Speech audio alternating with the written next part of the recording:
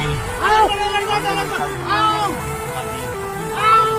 आफू गाडी चलाउँदै अगाडि बढिराख्नु भएको छ।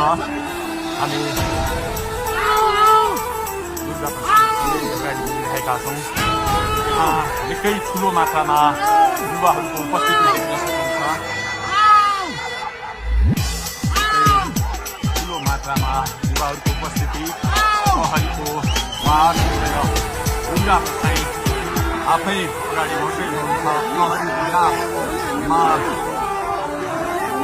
प्रहरीलाई गाडीले भिडेर दुर्गा प्रसाद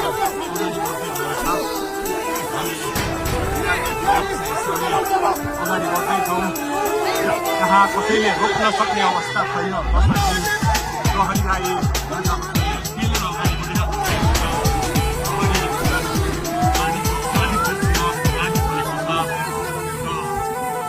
प्रसादले प्रहरी भेट क्लियर जोडिसक्नु भएको छ र अब अगाडि सशस्त्र प्रहरीको टोलिरहेको छ।